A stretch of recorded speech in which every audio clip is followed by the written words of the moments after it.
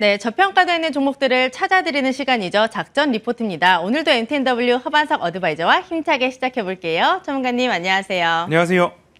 네, 오늘은 종목을 보기 전에 네. 그 전에 말씀하셨던 종목 AS를 좀 하고 가면 좋을 것 같아요. 네. 어떤 종목이죠? SPC 삼립입니다. 네, 이 종목 AS 해주시죠. 네, 준비된 차트가 있는데요. 차트를 먼저 좀 보시면 그간 제가 말씀드릴 때 가격적 모멘텀, 차트상 저위험 구간에 접근을 꼭 하십시오라고 말씀을 좀 드렸습니다.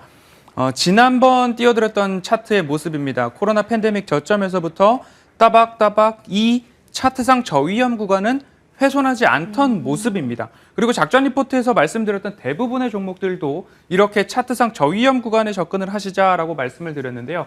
오늘 기준으로 캡처한 차트를 좀 보여드리면 동일하게 차트상 저위험 구간은 똑같고 우리 작전 리포트는 이 차트상 저위험 구간에 말씀을 드렸고요. 네. 그로부터 지금까지 상승률이 꽤나 나온 상황입니다. 그렇기 때문에 시장 전반에 있어서 접근을 하실 때의 가격적 모멘텀, 차트상 저위험 구간에 꼭 노려보시고 이미 좀 차트가 떴다 싶은 종목들은 사실 그 다음 어떤 종목들이 갈 건가, 지금 외국인들은 어떤 종목을 매수하고 있는가, 이 부분에 주안점을 두고 접근을 하셔야지 괜히 오르는 종목에 올라타고자 살짝 시도를 했다가 시장이 편치 않는 시장이기 때문에 바로 되돌림이 나올 수 있는 위험 요소들이 곳곳에 도사리고 있기 때문에 떠난 종목들은 떠났다라고 보시고 작전 리포트에서 가능한 차트상 저위험 구간에 있는 종목들을 소개해드리고 있으니까요. 시장 위험까지 다 사지 마시고 위험은 좀 제거하고 저위험 구간에서 매수를 하려는 노력이 7월 한 달 동안에 우리가 시장 대응할 때에는 좀 필요하겠다라는 말씀 꼭 전해드리고 싶습니다.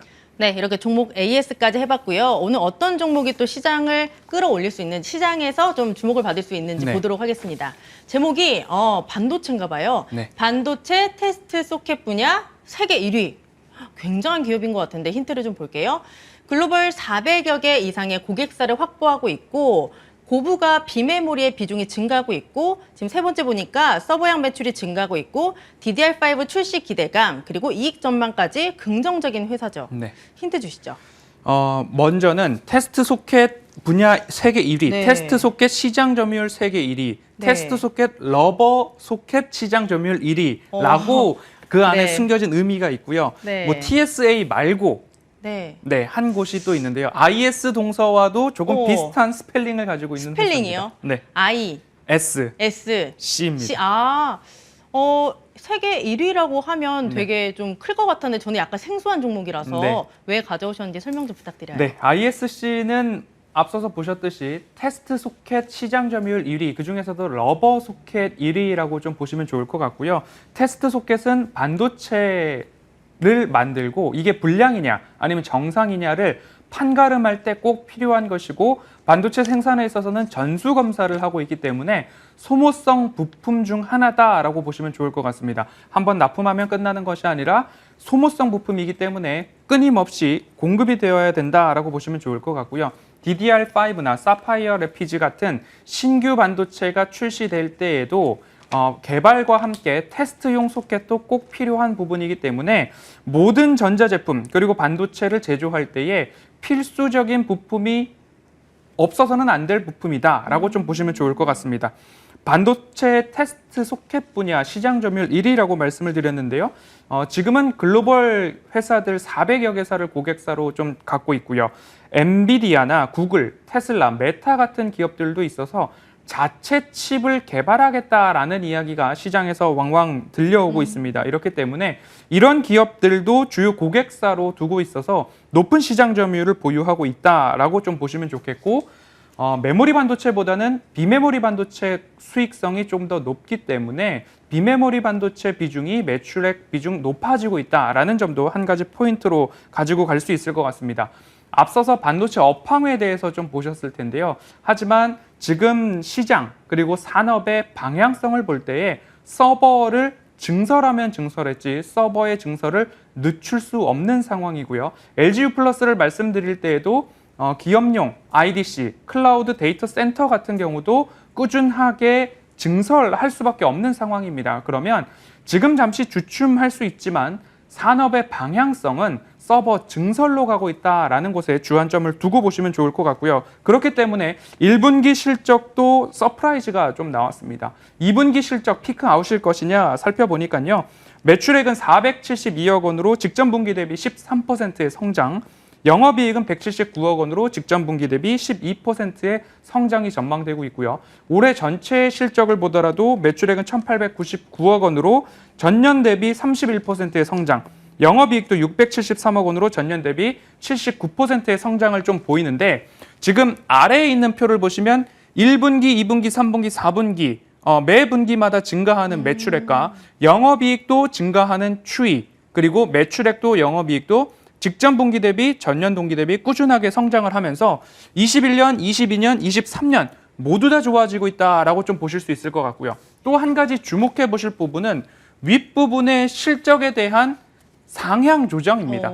지금 반도체 업황 대부분 좀 어렵기 때문에 실적 추정치를 하향 조정하고 있다라고 하는데 지금 22년도도 매출액, 영업이익, 순이익, 영업이익률, 순이익률 모두 다 많게는 영업이익 10%, 순이익 9.9%, 23년도에도 매출액부터 순이익, 영업이익, 영업이익률 모두 다 두 자릿수 가까운 이익 상향 조정을 하고 있는 기업이기 때문에 지금은 조금 쉬어갈지라도 이 부분이 선 반영되어 있는 것 아닌가라는 것들을 좀 참고를 해보신다면 앞으로 사파이어 래피즈 DDR5가 적용이 되는 CPU죠. 이 부분이 출시가 지연되고 있지만 출시만 된다라고 한다면 가격과 공급량, P와 Q의 모든 상승이 이루어지지 않을까라는 부분 챙겨가시면 좋을 것 같고요. 최근 프로웰이라는 회사의 지분을 인수했는데요. ISC는 러버, 고무 타입의 테스트 소켓을 주력으로 생산하는 기업이었는데 프로웰 같은 경우에는 포고 타입, 뾰족뾰족한 금속 칩 타입의 포고 테스트용 소켓을 제조하는 기업이기 때문에 이 두 가지의 차이, ISC는 사실 포고용 소켓에 있어서는 약점이라고도 볼 수 있었지만 이 부분 두 개 다 조화가 이루어질 수 있는 상황이기 때문에 앞으로 약점은 커버하고 수익성과 사업 포트폴리오는 다각화해서 매출액이 늘어나면 늘어났지 줄어들지는 않을 것이다 라는 부분 ISC의 포인트로 삼아보시면 좋을 것 같습니다. 이렇게 말씀을 들어보니까 뭐 실적도 좋고 네. 전망도 좋고 굉장히 좋은 것 같은데 현재도 접근을 해볼 만한가요? 준비된 차트를 좀 보시면 좋을 것 같은데요. 실적의 상향 조정에 대해서는 말씀을 드렸습니다. 그러면 실적이 좋아지기 때문에 차트상 저위험 구간 추세 하단선을 보면 우상향하는 모습들로 그려져 있는데 이 우상향의 흐름들이 웬만하면 깨지지 않더라라는 부분이고요. 제가 저장되어 있는 영상들을 보시면 지난해에도 한 2번 정도 말씀을 드릴 때 차트상 저위험 구간에서 말씀을 드렸고 그 이후에 다시 이 자리가 오나 안 오나를 기다리고 있다가 최근 다시 저점 구간에 도래를 했습니다. 그러면 말씀을 드릴 때 하방은 좀 제한적이고 떨어져봤자 조금만 떨어질 수 있는 갭이 있고 사실 상승에 대한 여력은 조금 더 큰 그런 기업들을 시장에서는 찾으셔야 된다라는 말씀 드리고 싶고요. 이미 떠 있는 기업보다는 차트상 저위험 구간, 위험을 좀 제거해 놓고 내가 위험이라고 한다면 하방이 제한적인 부분의 위험 정도만 감수를 해보면 어떨까라는 말씀 드리고 있고요.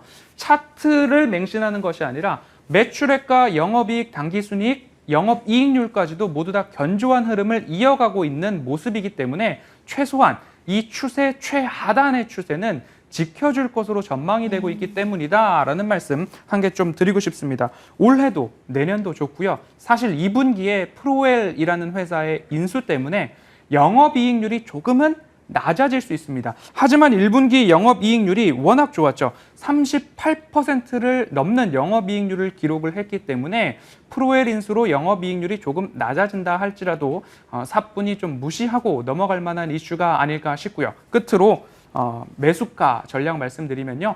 29,500원 이하에서는 분할로 좀 접근을 해보시는 모아가는 전략을 좀 활용해 보시고 작전 리포트는 장기적으로 좀 대응을 합니다. 그렇기 때문에 차트상 저위험 구간 말씀드린 매수가 이하에서는 꾸준하게 관심을 가져보시고 목표가는 4만 원 제시해 드리도록 하겠습니다. 네, 오늘의 저평가된 종목은 ISC였습니다. 참고해 보시길 바라고요. 오늘도 MTNW 허반석 어드바이저와 했습니다. 고생 많으셨습니다.